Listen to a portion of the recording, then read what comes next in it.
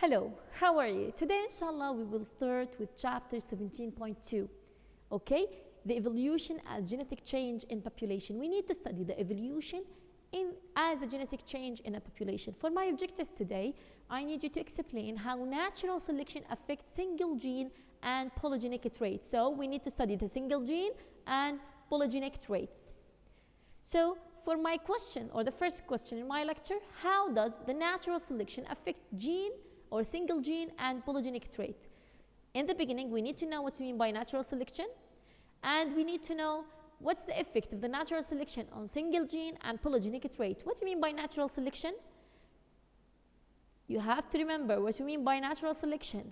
That's great. Natural selection, when you affect the phenotype to fit the environment. So natural selection on polygenic trait can affect the distribution of phenotypes in three ways. The first one, directional selection.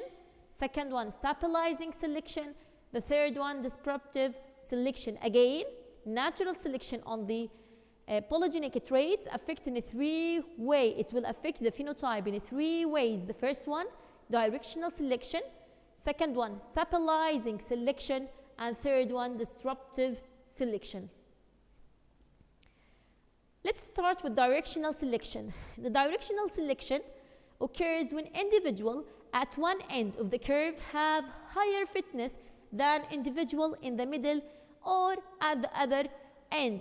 You have to check it. Again, directional selection, when individuals at one end of the curve have higher fitness compared to the individual in the middle or at the other end. Like an example, if only large seeds were available, birds with larger beaks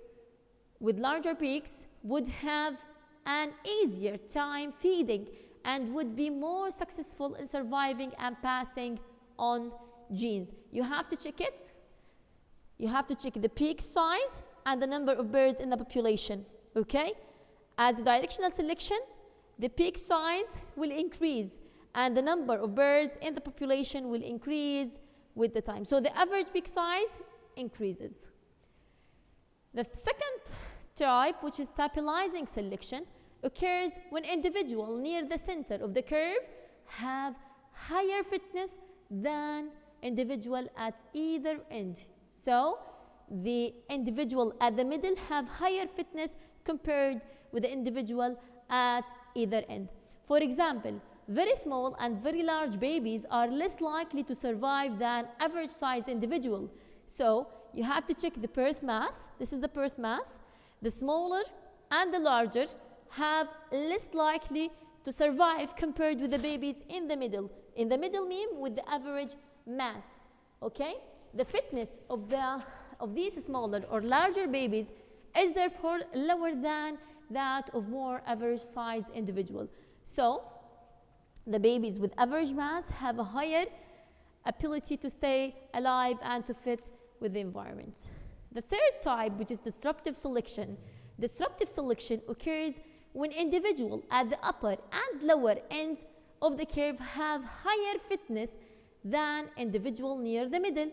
So this is compared with the previous one. This is the vice versa of the previous one.